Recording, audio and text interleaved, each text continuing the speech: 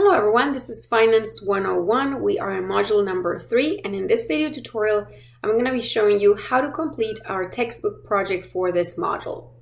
So our main goal in this project is to learn how to work with large worksheets, how to perform a what-if analysis, and we're also going to learn some new charting techniques. As you can see, I have already opened my blank file that was provided by MindTap, so I'm ready to get started with this project. I'm going to show you what our output should look like. So this is coming from the instructions in our project. This is figure 3.1 on your textbook. And as you can see, this is what our output should look like once we complete the project. The first one shows you the worksheet that we're going to be building for Manola Department Stores Incorporated. As you can see, the scroll bar on the right shows us that there's more on that worksheet that we cannot see. At the bottom of that existing worksheet, we're going to have a set of assumptions, right? That right now we can't see in that image, but we will include in our worksheet. So as you can see, it's going to be a lot bigger than what we've been dealing with, as we cannot see the whole worksheet in just one screenshot. In figure 3.1b, we see this new type of chart that we're going to introduce in our model called a cluster column chart. All right, so this is what our project is going to look like, as I said, once we complete it. What are the main things that we're going to be learning in this project? First, how to work with assumptions. We're really going to concentrate on this concept of assumptions, which are really just the cell references that we put in our formulas. They're going to be really critical in performing what-if analysis and also in observing what effect would have a change in any of those values on those assumptions in our outputs, in our formulas. This skill is really important when learning how to make business decisions or any kind of decision. Also in this chapter, as I said, we're going to be learning how to work with large worksheets. It can be really frustrating when we cannot see all the columns and rows in one screen, right? So there are several tools that we can use in order to solve that problem.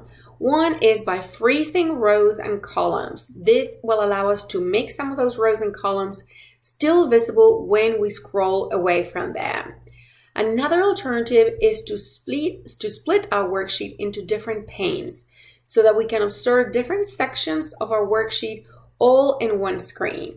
And then finally, we can also use the magnifying tool so that we can observe a higher amount of content in a smaller scale, but still fit it all in one screen. Also in this chapter, we're going to be learning additional charting techniques. As I mentioned earlier, specifically, we're going to concentrate on sparkline charts and also cluster column charts. And our final learning objective in this chapter is understanding accessibility features. All right, so let's go ahead and get started. One really important document that we should always revise before we get started is our requirements document. This is figure 3.2. So make sure you read the needs, the source of data, and the calculations very carefully before you start working on your spreadsheet. The other important document is figure 3.3. This is just a sketch of what our worksheet is going to look like. So as you can see, we're going to have all the data that was shown in figure 3.1a, but also at the bottom right here in this area, we will have a set of assumptions, our cell references. We're going to be using those cell references in our formulas in order to calculate values, right? To calculate our outputs, right? And this is what our chart should look like. All right, so let's go ahead and get started. So here's my blank worksheet. Step number 1 says select cell A1, so that's where I am. We're going to type the title of our worksheet, Manola Department Stores, Inc. So make sure that you type it very carefully, as you have probably learned in previous assignments. The software is very, very sensitive, so if you have a lowercase instead of a capital letter, it's going to mark it incorrectly. So just make sure that you check for accuracy. All right, so we have our title. I'm going to click enter. That takes me to cell A2. Now I want to type in my subtitle, which is 6-month financial projection. So 6-month with capital financial projection, all in all capitals, right? The first letter in capitals. All right, so we're gonna press enter, and next it says apply the slice theme to the workbook. As we learned earlier in the previous module, to change the theme of a workbook, we go to page layout, that tab across the top, and then on the far left, we'll see a drop-down menu for themes, right? So click on that arrow. Here you'll see the themes gallery, and we want slice theme. So that is on the third row, first column. Click on it. That will change the entire theme of the worksheet. What is the theme again? As just a quick reminder, it's just a collection of settings, a particular font, size, style, colors, fonts, etc. Right? That's going to give a particular look to our worksheet. So as you can see, the font of those two cells, the title and the subtitle that I had already entered, have already changed. All right, next we're going to learn how to rotate text and how to use the fill handle to create a series that will keep the same format for all the cells in that series. Now, when we're designing a worksheet, it's really important that we decide whether to put our months, in this case, in columns or rows, and our list of expenses in columns or rows, right? In this case, our sketch shows that we want to put our months. We have 6 months in different columns, and our expenses are going to be listed down in different rows. Why did we choose this format? It is generally preferred to have a much higher number of rows than columns. So we want a longer sheet. It has to be longer than wider, right? This will make it easier to read, as we can easily scroll up and down, right? But scrolling to the right, it's a little bit harder. So we're gonna enter our months to the right. For this company, they produce different types of items such as clothing, electronics, appliances, and toys. So there would be expenses for each of those categories. But the CEO requires an easy to read worksheet that will show financial projections, and he does this every 6 months, right? That's why we need 6 months of projections. So let's go ahead and go to our next step. It says click on cell B3. Oh, first let's go to the home tab if we're not there already. So we need to do that because I'm in the page layout tab. I'm going to click on home and select cell B3 and type January, right? And then on the home tab in the alignment group, so make sure that you're still positioned in that cell B3 because we're going to change the alignment. So in the alignment group, home tab, we're going to click on that drop down menu. There we go. All right, you see this orientation chart on the right hand side. Right now it's set to 0 degrees. That means our text is horizontal. We read it from left to right, right? I'm talking about January, that particular cell. If I move this, if I left click this little red dot and I move it, I can change the orientation up or down. If I went all the way up to the one on the very top, that would be 90 degrees. That would make my text completely vertical. I'm going to read it from bottom to top, right? But the instructions are asking me, step 2, click the 75-degree point in the orientation. So let's see if we can find 75. There it is, right? And you can look at the numbers in this area to make sure that you have the exact number of degrees. You can even use this little up and down arrows to change that value, right? All right, so 75, press OK. And what happened to that January? All right, so it changed the orientation. It made it a little bit more vertical. And look at also the other thing that happened is it changed the height of that row to be able to fit that text with that orientation. So now I'm able to fit that same text in a smaller space. I could actually reduce the size of that column, and that would allow me to fit more columns in a worksheet. All right, so we've done the rotation change in our January cell. Next, it says just click OK. We did that. We're going to use the fill handle to create a series of month names. So we could repeat February, March, etc. and change the orientation of each of them, but we know that Excel is pretty smart in doing this, right? So we already did once. We can use the fill handle to copy this series to our right, and Excel is going to predict that I want the following month and that I want to keep that formatting with that rotation. So step number 1 says drag the fill handle on the lower right corner. So I'm going to left click on it. And then we want to move it to the range C3 to G3. As you can see at the bottom, you can see the screen tip that says April, May, June, right? So it'll show me what will be the predicted month for that particular cell. So in G3, it's going to enter June. It says do not release the mouse button yet because we wanted to see what that screen tip is indicating. So release the mouse now. All right, there we go. So Excel knew what I wanted to do and it kept the formatting. Not only it kept the series in right order, January, February, March, etc., but also kept that formatting with that same font and that same rotation in the text. As you can see here, when you do this, there will be an autofill options menu here. If you click on that arrow, you will be able to select different options. So say, for example, that I only wanted to copy the series, but not the formatting, then I would select that. Or maybe I want to only select the formatting, only copy that, or only the months, etc. There's different options here. So you can change that depending on what your desired result is. It says click on that autofill options again, just so that we make that box disappear. Then we're going to select cell H3 and we're going to type total. All right, look what happens when I press enter. It's going to change that orientation, the rotation, because Excel predicts that I want to keep that formatting.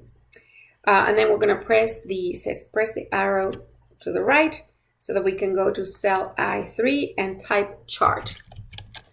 All right, and when I click the arrow to the right, it does the same thing. It keeps that font and that formatting. Make sure that you check table 3.2 in your textbook to see the different autofill options in that menu so that you understand how to use each of them. The one that allows you to copy only the content, only the formats, both, etc. One more thing that I wanted to mention here with respect to the fill handle option is that we can use it to extrapolate any kind of series. In our example, we highlighted the month of January and used the fill handle to extrapolate that into consecutive months, right? February, March, and so on. But I could, for example, have a situation in which I want to have columns with every other month, perhaps January, March, and so on. So what I would do in that case is I would highlight 2 months, January and March, just so that Excel can understand that I want to skip one. And once I have those 2 cells highlighted, I would use the fill handle again and extrapolate that series.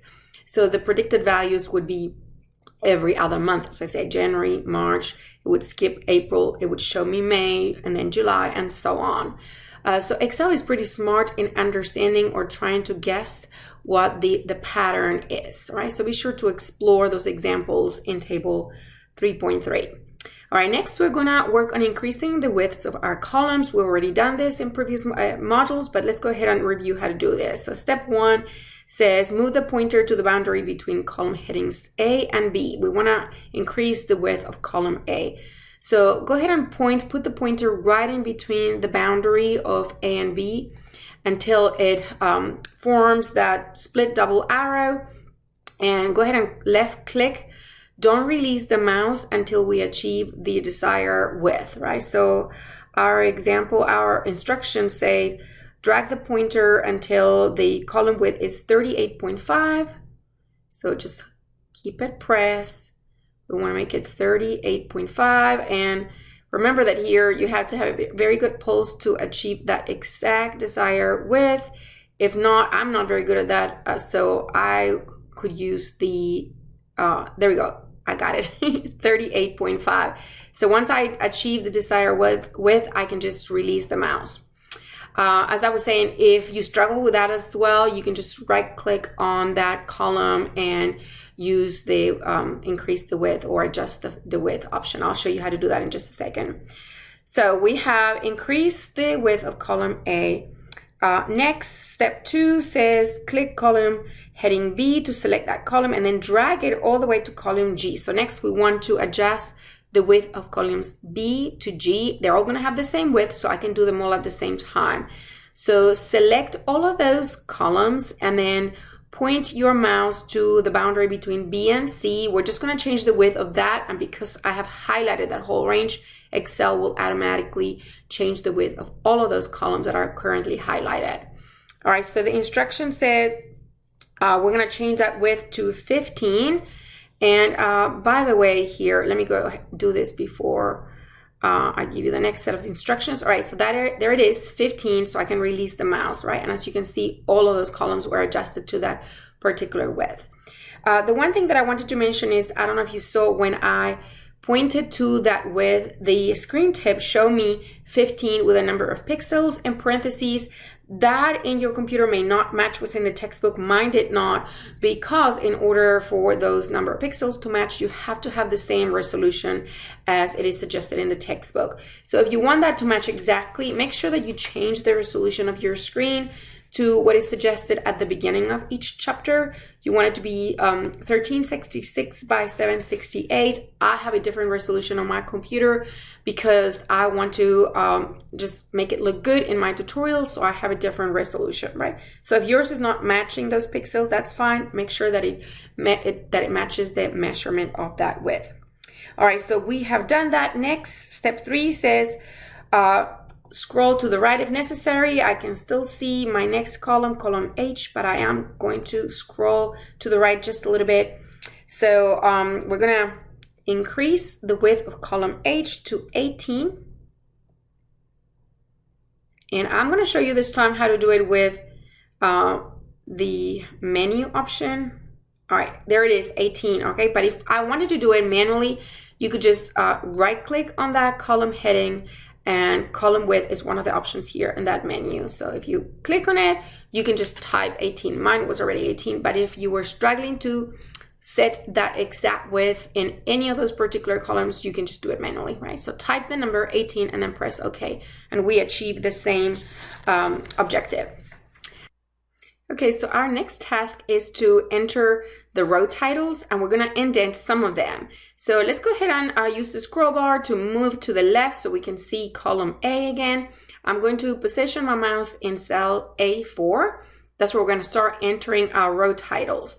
Now, why do we want to indent some of them?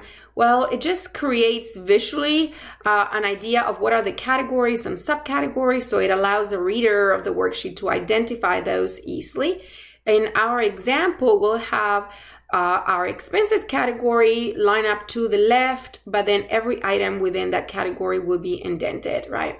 And this indentation option, all it really does is it moves the text 2 spaces to the right when we increase the indentation and moves 2 spaces to the left when we decrease it. All right, so let's go ahead and get started. In cell A4, we're going to enter revenue, and then keep following the instructions. In cell A5, we want to enter cost of goods sold, and so on. I'm going to give you a minute here to complete this, and I'll meet you in just a second. All right, so as you can see, I already entered all my row titles. I have revenue, cost of goods sold, gross margin. Notice that we had to skip cell A7, that's blank. And then our expenses, bonus, salaries, site rental, marketing, miscellaneous, total expenses, we had to skip another row, row 15, and the last one is operating income. Make sure that you type each of those accurately. Each letter, the first letter of each word is capitalized, so just make sure you double check them so that you don't have any typos on those expenses. All right, so next we're gonna follow the steps to indent some of these items. So we wanna start with cell A5, cost of goods sold. In order to indent that cell, we're gonna go to the Home tab, that's where I am, in the Alignment group. These 2 icons allow you to decrease the indent and increase the indent respectively. So let's click on Increase Indent. And as you can see, that moved that text 2 cells to the right. Next, we're gonna do it for a range of cells. So the instructions say select a range A9 to A13. So from the bonus to miscellaneous. And we're gonna click on that same increase indent button, right? So all of those were done at the same time. And then we have finished that section. Next, it says select cell A18 to deselect that range. All right, so we're ready to move on to our next task, which is to copy a range of cells to a non-adjacent destination area. So here, what we're going to be doing is we're going to be adding our what-if assumptions. These are just the assumptions of the models. We want to have them somewhere visible on the spreadsheet, but not on the way of the main spreadsheet, so that when a reader opens our worksheet, they can immediately see the model, the results, but we also want to have those assumptions accessible and visible so that when we change any of those values, we can see what happens to the results. All right, so we're gonna put them right below the expenses that we have already entered. So the instruction says with cell A18 selected, type what if assumptions. We're going to click enter to move on to the next cell. And then here we are going to be copying the expense items into this area because we're going to use the same items with the exception of a couple that we need to add. We'll add those later, all right? But to make our work efficient, we can just copy the expenses into the what if assumptions area. So let's see how we can do that. We're gonna select that range of expenses, so cells A9 to A13, and then under the Home tab on the clipboard group or area, we have an icon here that's for copy icon, and then right to the left of that one, we'll see the paste icon. So click on copy, and then we're gonna click on the top cell of our destination area, which would be cell A19. Notice that our destination area would be A19 to A23. We don't need to select that entire area. In general, we just want to select the top left cell of the destination area. So if you're trying to copy into a big matrix, you would just pick the top left corner of that matrix. In this case, we have just a column, so we only have to select the top cell in that destination area, which is cell A19 in our example. So we're going to press paste on that same clipboard area, and as you can see, we have copied and pasted all of those expenses. Now stop here for a second, don't copy what I'm just about to do. I'm going to show you how to do this exact same thing with shortcuts. So I'm going to click on undo, just because I want to undo that action of copying and pasting. I'm going to press escape as well to kind of deselect that source area. And as I said, I'm going to show you how to do the exact same thing with shortcuts. So I'm going to select the source area, A9 to A13, and I'm just going to click Control C. That is equivalent to that copy icon that we pressed earlier. I'm going to click on cell now A19, the top cell in my destination area, and the shortcut for paste is Control V. All right, there we go. So we did exactly the same thing with shortcuts. I highly recommend memorizing these two, Control C, Control V. I use them all the time. Next to Control S for saving my file, Control C and Control V are pretty much the top shortcuts that I use. All right, so let's go ahead and press escape to deselect that area. So right before I click escape to get rid of that marquee around the source area and to deactivate the paste button, you probably saw that there was a drop-down menu on the bottom right corner of the destination area. If I click on that drop-down menu, Excel will give me several paste options. So just like with the fill handle, we can choose whether to copy and paste the formulas or the values, the formulas and the formats, etc. There are several different combinations that I can choose from. In my example, I didn't choose any particular options, so Excel adopted the default, which is to paste the contents of the cells and the format. If you want to learn more about the different pasting options, be sure to check table 3.4 in your textbook. So let's go ahead and move on to the next section. We're going to learn how to insert and delete cells in our worksheet. As you probably remember, there are two rows with what if assumptions that we need to insert. So let's go ahead and follow the steps. Step 1 says right-click row heading 20. When we select a certain row, we're going to be inserting a row right above it, right? So right-click on that row number 20. This displays the shortcut menu and also the mini toolbar at the bottom. We want to select insert from the shortcut menu. And as you can see, that has created a new row right above salary. So that is now the new row 20. We're going to select that cell A20, that's where we currently are, and we're going to type sales revenue for bonus. Sales revenue for with lowercase bonus. All right, and we're going to click enter. Next step, right click row heading 19. All right, so we want to create a row above bonus now. So I'm going to right click and follow the same steps. This displays a shortcut menu, click insert. That has created a new row, right? So this time we want to do something a little bit different. We want to click on the insert options. So this drop down menu that looks like a paintbrush here, I'm going to click on it and we are given 3 options. We can use the same format as above, the same format as below, or clear the formatting. Because the value that we're going to enter in this cell is another what if assumption, we want it to be we wanted to have an indentation just like the other what if assumptions. So we want to use the format from the row below. So that's what I'm going to select. All right. And now I can type in the content of that cell. In cell A19, we want to put in margin. So that is the other assumption that was missing. All right. So there we go. As you can see, it has the same format as the row below it. We can go ahead and now click File, Save to make sure that we save our work up to this point. So right before I press Escape to remove the marquee around the source area and to deactivate the Paste button, you probably saw a drop-down menu on the bottom right corner of our destination area.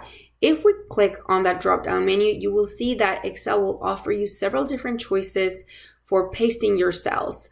So for example, you could choose to paste only the contents or values of your cells, or you could choose to paste only the formulas, or the formulas and the format, etc. There are several different options. The default in Excel is to copy and paste the contents and the format of the cells. And that's what we did in our example, since I didn't choose a specific option, right? Excel used the default. If you want to learn more about the different pasting options, be sure to check table 3-4 in your textbook, as it has a very good summary of all the different pasting options. All right, so next we're going to learn how to insert and delete both rows and columns in our worksheet. As you may remember, we have 2 missing assumptions, so we're going to have to add rows in order to put those in our worksheet, right? So step number 1 says right click row heading number 20. So right click on it and this displays the shortcut menu. The option right in the middle is insert. So click on it. This will add a row right above the one that we had selected. So right above salary. And then in the instructions says select cell 820 and we want to type sales revenue for bonus. Click enter.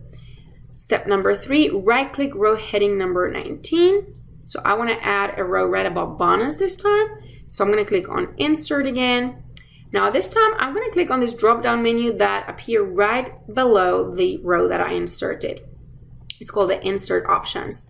So when I click on it, I have 3 options. Format is the same as above, format same as below, or clear formatting. I'm going to click on that second option, because I'm going to enter an assumption there and I want it to have the same format as all the other ones, right? So I'm going to click on that cell A19 and I'm going to type margin, which is our other assumption that we need. I press enter and as you can see, it's indented to the right, just like all the other assumptions. So let's go ahead and save our work. File, save. This is always a good idea after we have completed a few steps. A few comments with respect to inserting rows and columns. I already demonstrated how to insert rows and that's what we needed in this project. So stop right here for a second. I'm going to demonstrate how to insert columns, but you don't need to do this for your textbook project. So let's say that we wanted to insert a column between D and E. I would select column E, right click on that column header, and then that displays that shortcut menu, and then I would just click on insert, just like I did for inserting rows. That's going to add a column to the left of the one that I have selected, so to the left of column E. In the same way, if I wanted to delete this column, as you can see, the next command below insert is delete. So I could just click on that and that would remove that entire column and move all the remaining columns to the left. A slightly different command, but also worth mentioning, is clear contents. This command would, as the name says, will clear all the contents of that column, but would not get rid of that entire column. All right, so several different options here that we are exploring. As I said, you don't need to do any of those as they're not required for your textbook project. Another important piece of information is that if you ever want to add more than one row or column, what you can do is insert one and then press F4 once for every row or column that you want to insert. Or alternatively, if you wanted to say insert 3 columns, then you would highlight 3 columns, click insert column, and then that would add the same number of columns or rows that you have highlighted. All right, so let's move on to the next section. Now we're going to start entering numbers in our worksheet, and we're going to format them using symbols. Unlike the previous models where we inserted the numbers and then we use options in our ribbon to format them, this time we're going to be using symbols such as the percent sign, the comma separator, and the decimal point in order to format them as we enter them. So we first need to enter our what if assumptions. So we're going to click on cell B19, that's where we have our margin, right? And the instructions say enter 81.25%. So just put the percent symbol, press enter, and then in the next cell we want 5,000. So 5,000.0. Notice here that in order to format something with 2 decimal places, I just need to put 1 decimal place, and that's going to give me 2. That's because that's the general formatting. Next, in the next cell, we want 1,250,000,000, and I can just do 0.0. When I press enter, you're gonna see that I can that 2 decimal places are displayed. And then for salary, we want 20%, so 20.00%. There we go. Enter, and then in the next cell, 10.00%. Next, we have 3.5%. Enter. And in cell B24, that was 3.5%. And in cell B25, we want 5.00%. All right, so we have entered all of our assumptions. Let's go ahead and now start entering our projected monthly sales.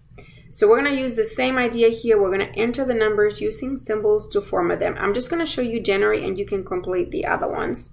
So in cell B4, we want to enter 1 million. So use your comma separator, 1,470,500.0.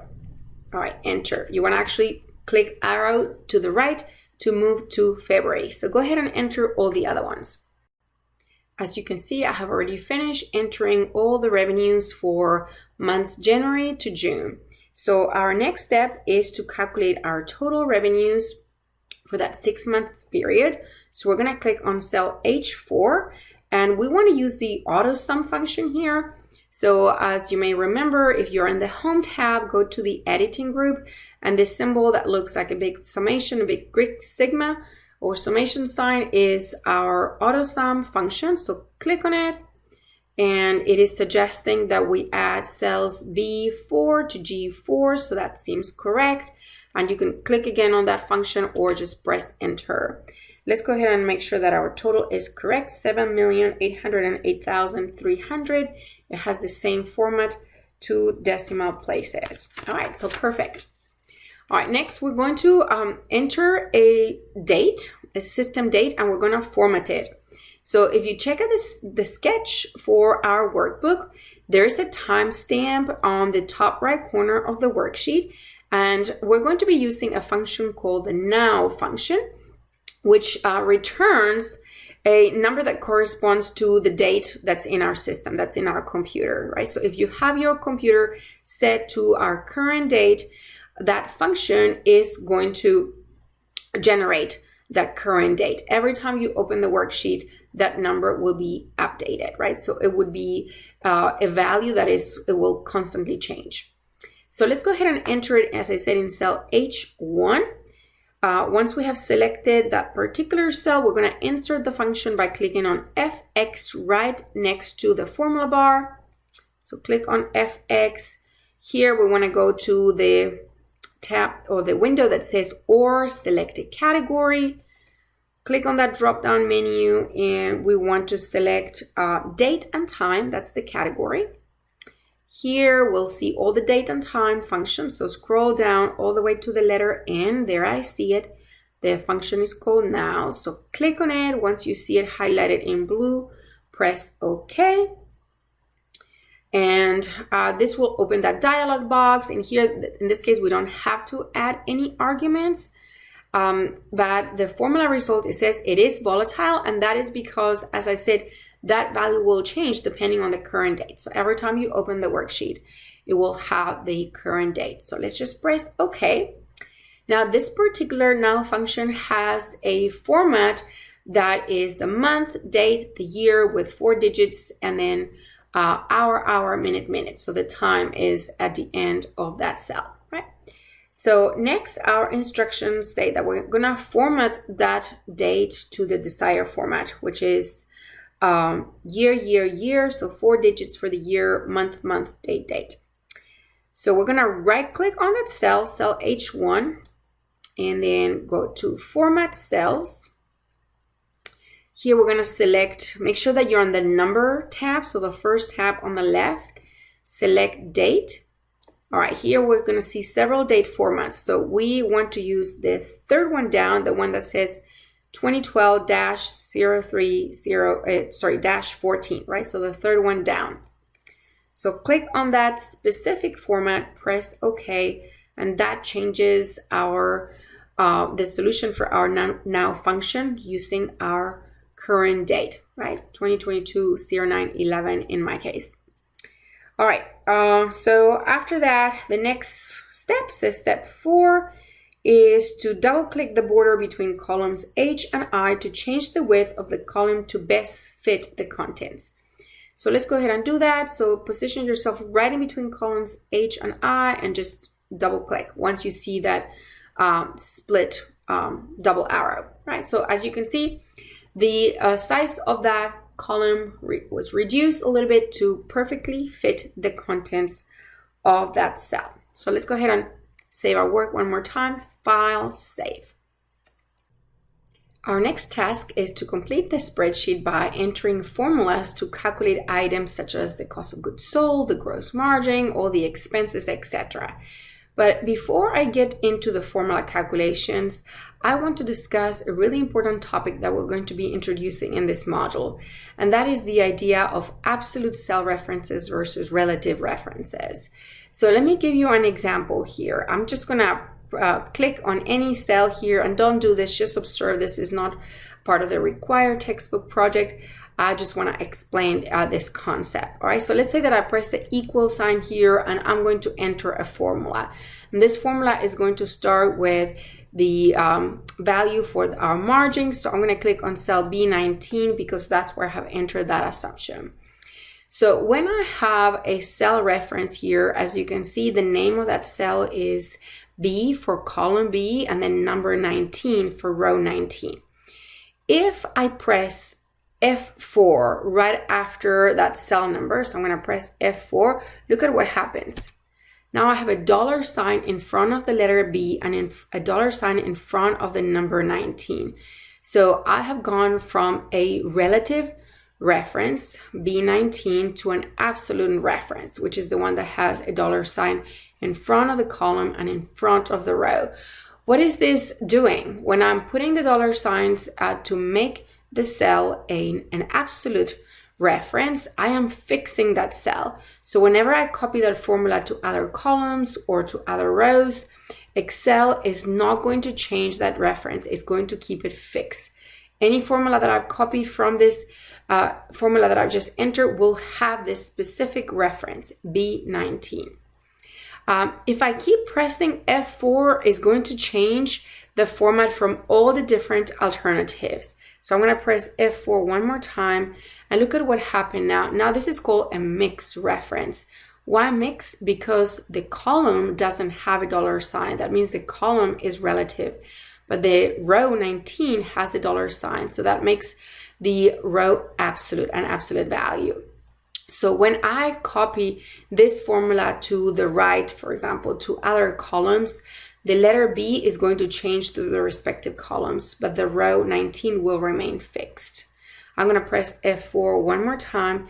This is also a mixed cell. Now the column is fixed, so that means the column is an absolute value, while the row, because it doesn't have a dollar sign, it is a relative reference. So if I copy this formula down, that's going to change that number 19 to 20, 21, and so on, right? It's going to use the row as a relative reference, and it's going to change it when I copied it across rows. However, the column will not change because it's fixed with that dollar sign. All right, so I'm going to go ahead and delete this now, and we're going to start entering our formulas.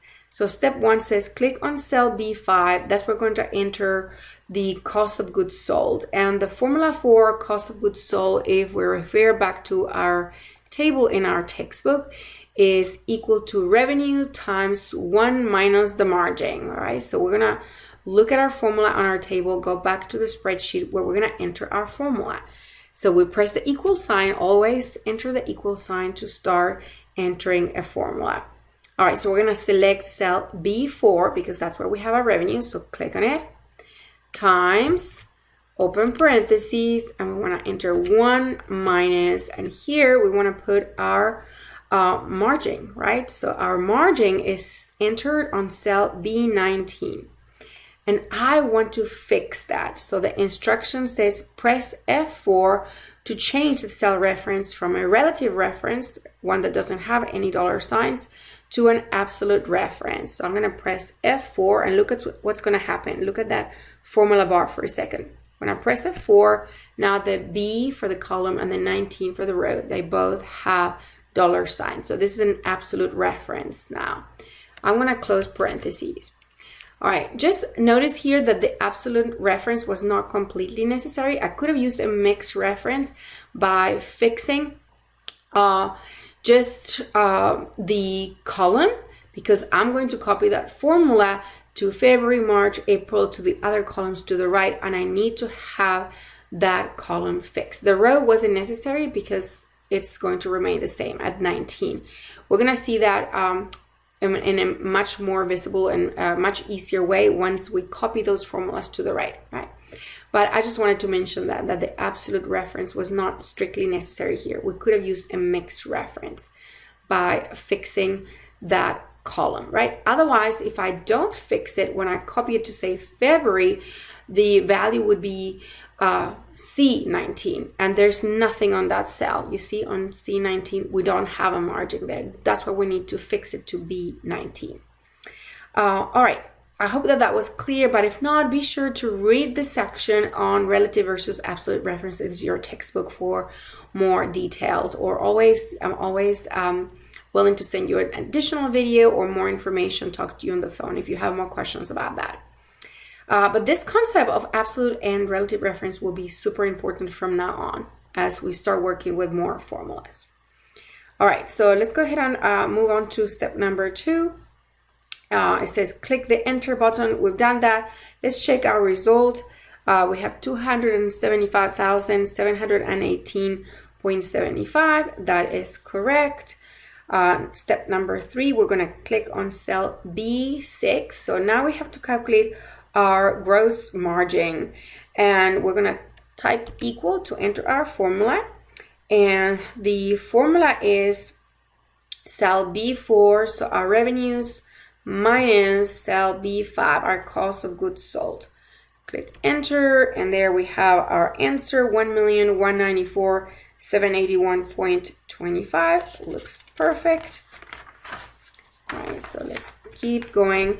Next, we're going to learn how to use an if function. So what is an if function? It's basically a function that allows you to implement a logical test, and the solution to this function would be a certain value if that logical test is true, and typically a 0 or a different value if the logical test is false, right, or incorrect. So we want to use this if function here to calculate our bonus, because our instructions say that the company pays a bonus of 5,000 according to our assumptions here, right, on cell B20. That's the value of our bonus. If and only if our sales are greater or equal than 1.25 million. That's the value that we have entered on cell 21. So that's the conditional value. So we're going to enter this function and we're going to say, again, if our sales are greater or equal than the value that we have on cell B21, which is 1.25 million, then the bonus paid would be 5,000, which is that value that we have on cell B20. If not, if that statement or logical test is not true, then we're going to enter a value of 0, right? Or that cell where we enter our formula will display a value of 0. So let's go ahead and enter our if function. All right, so step number 1 says click on cell B9. That's where we have our bonus. And we're going to insert a function. So go ahead and press Fx, right, on the formula bar. The if function would be under the category logic. So under the or select the category box, click on that drop down menu and go to the logical category, and then here scroll down until you see the function if. There it is, select it until you see it in blue and press OK. All right, so a dialog box will be displayed. I'm going to grab it with my left click and just move it to the right a little bit, just so that I can see the cell B9 where my result would be displayed. All right, so the instructions say under our logical test, we are going to type cell B4, or we can click on it. So we want our revenues, B4, to be greater or equal. So for that, we enter the symbol greater and equal. And we want B21. That's where we have entered our sales revenue for bonus, the 1.25 million. So click on that cell. Notice that we want to make that reference an absolute reference, because when we copy this formula, this bonus, to the other months, February, March, and so on, we want this logical test to always refer to this 1.25 million, right? If the formula copies to cell C21, there's nothing on that cell, right? So how do we fix that cell reference? How do we make an absolute? We press F4. Now, as you can see, we have a dollar sign in front of the B and in front of the 21. All right, so in the next box, the value if true, what happens if our sales are greater than 1.25 million? We get a bonus of 5,000, right? So we're gonna click on cell B20. Right, you could enter here 5,000, but it's always better to link your cells to a reference, because we could change that bonus later, right? So let's go ahead and fix that cell again by pressing F4. We want to always be referring to that specific cell B20, so we're making an absolute reference. And then in the value if false box, we want to just type 0, because there will be no bonus if we don't meet that condition, right? If our logical test is not true. All right, so we type 0 in that value if false box, and we can go ahead and click OK. All right, and that gives me a value of, as you can see, of 5,000. That's correct, because the sales or revenues for this period for January are above 1.25 million, so a bonus of 5,000 should be paid. Let's go ahead and enter the remaining formulas for January. So we're going to start with our salary. Let's click on cell B9, B10, I'm sorry, where salary is. So press the equal sign, and the formula is revenue. So cell B4 times our assumption for salary, which is 20% of revenue. So we're going to click on cell B22. That's where we have entered our assumption. And I'm going to click on cell B4 to fix that cell, to make it an absolute reference, right? So as you can see now, that cell has a dollar sign in front of the column and in front of the row. Press enter. That takes us to the next expense. Equal sign, revenues again. So B4 times our assumption for site rental, which is 10% on cell B3. Click F4 to fix it. Enter. Equal sign. Marketing is going to be revenues times our assumption for marketing is 3.5% of revenues. F4 to make that an absolute reference, enter. And then the last one, miscellaneous, equal sign, revenues, cell B4, times our assumption for the miscellaneous expense, which is 5% on cell B25. Press F4 to fix it and enter. All right, we're done calculating all our expenses. We can go ahead and add them up now. So with cell B14 selected, click the auto sum button, which is in the home tab in the editing group. So we're gonna click on it. Click on it once to see what Excel is suggesting. If you click on it twice, the answer will automatically show up, but I always like to make sure that I'm adding what I'm intending to add. So I see that Excel is suggesting cells B9 to B13. That looks about right, so I'm gonna press enter. All right, and then next we're gonna move with the arrow down to operating income, cell B16, and the formula for this would be equal sign. We want our gross margin, so cell B6, minus our total expenses, B14. All right, so that's our operating margin. So we're done calculating all the formulas. Just a quick comment here regarding formulas. If you ever see an error message containing a hashtag symbol, it just means that there's something wrong with your formula, right? And there are different types of messages. For example, a hashtag with the letters REF for reference implies that there is a problem with one of your cell references in your formula. So you need to check them and make sure that you are pointing to the correct cell, right, to the right reference. It could also be a hashtag name, in which case you're using an Excel name that Excel doesn't recognize, or it could say hashtag value. That means that you're using an incorrect argument in one of your formulas. If you see a series of hashtags, that usually just means that your column is not wide enough to fit the contents of your cell, so you would just need to widen it to increase the width of that cell. So just pay attention to those possible error messages. All right, so now that we have entered all our formulas, let's go ahead and see how we can copy these formulas that have absolute references using the fill handle. We're gonna copy them to the other months in our worksheet. So step 1 says select the range B5 to B16. So B5 from cost of goods sold to B16 to operating income. All right, I have selected it, and then we're gonna move our pointer to the bottom right corner. When we see that crosshair, that means that we're ready to use the fill handle.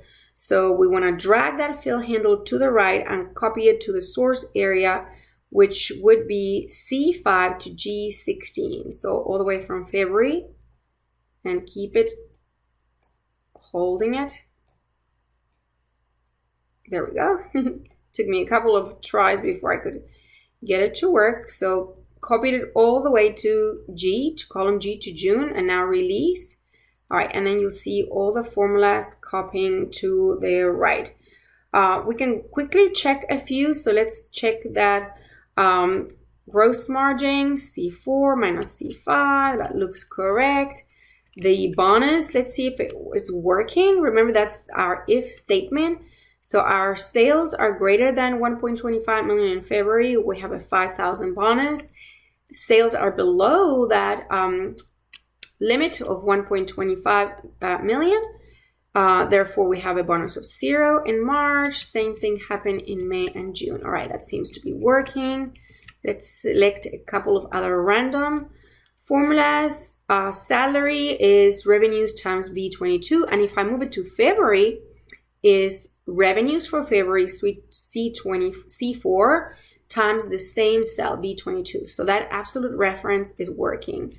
Let's go ahead and check maybe one more. How about miscellaneous? In April is E4, so revenues for April times that absolute cell of B25, which is my miscellaneous percent of 5%. Perfect. And then the operating income should be the difference between the gross margin and the total expenses. And those relative references seem to be working. Perfect. All right. So next we're going to determine row totals in non-adjacent cells, right? So we're going to do this on on column H. So step number 1 says select the range H5 to H6. So we want our cost of goods sold and our gross margin. And since we're going to copy or calculate totals for other cells that are non-adjacent to this one, I want to press Control, keep it, hold it, Control. You can release your mouse. And we want to also select the range H9 to H14. So from the bonus all the way to the total expenses. Keep holding it. And we want cell H16 as well, the operating income. All right. And now we're going to click the auto sum button. So click auto sum. And there we go. We have all the results for that column H. So all our totals. Let's make sure that our numbers look correct. My total operating income is $3,323,048.25. All right, that all looks correct. So click anywhere in your spreadsheet and go to Save It, File, Save to make sure we keep all the work up to this point.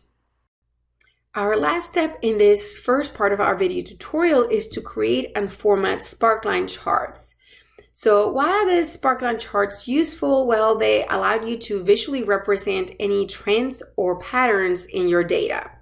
So let's go ahead and click on cell I4. That's where we have our chart for the revenues row. We're going to prepare to insert that sparkline chart now. So we're going to display the Insert tab. Click on Insert next to the Home tab. And here we're going to go to the sparkline chart group.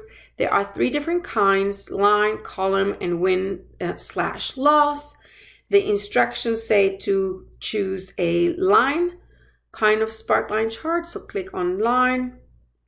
All right, so here we get displayed a dialog box where we enter the data that Excel will use to create our sparkline chart.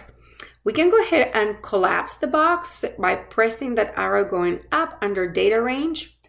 And I like to collapse it just so that I can get that box out of the way, and it allows me to see my data more clearly. We want to use the revenues from January to June.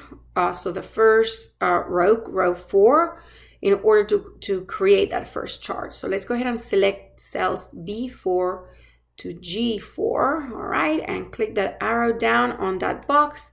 This expands the dialog box again. My location range is cell I4 and it's fixed. That's where I want to have my chart. That looks correct, so I will press OK. All right, so there it is. That's my line sparkline chart. As you can see, we can see a clear trend in our data. It seems to be a downward trend, although there is a spike in April, right? So we are going to work now on changing the format, the color, and other things in this graph to make it more visually appealing, maybe to demonstrate our trend or a pattern in a more drastic way. So let's go ahead and we're going to change this sparkline type of chart right now. So click the More button. So under the style group, if you look at that down arrow, here are different styles for that line. The instructions are to choose blue sparkline lifestyle accent 1, lighter 40%. So let's check out that one, blue sparkline style accent 1, lighter 40%. All right, that's perfect. That's the one we're looking for. So I'm going to click on it, and now we're going to copy the chart to the other cells. So point to the fill handle on the bottom right corner. Once you see it in cell I4, click on it and drag it through all the way through cell I16 to the total operating income. All right, so as you can see, we have copied that chart all the way down to cell I16. Do you see that some rows have been skipped, so we don't have a chart in rows 7, 8, and also 15, and that's because we don't have data in those rows. So Excel, of course, couldn't make a graph. Next says select cell I18. All right, so there we are. And our next step is to change the sparkline type. So we're going to select the range of I4 to I16, all the charts that we just created. And we're going to go to the Sparkline Tools Design tab. So that's my active tab right now. I'm on the Sparkline tab. And we want to go to the column button here on the left. As you can see, we have the 3 types: line, column, win, / loss. Right now we have line graphs. We want to switch to column. So click on column. And there we go. That's our desired result. So we're going to select cell I18 again to get out of that. There you can see our graphs. This shows our pattern in a more drastic way. As you can see, there is a kind of a declining trend, but there is a spike for everything in April. All right, so let's go ahead and save our work one last time for this first part of our tutorial. In the second part, I'm going to be showing you how to format our worksheet. See you in the next video.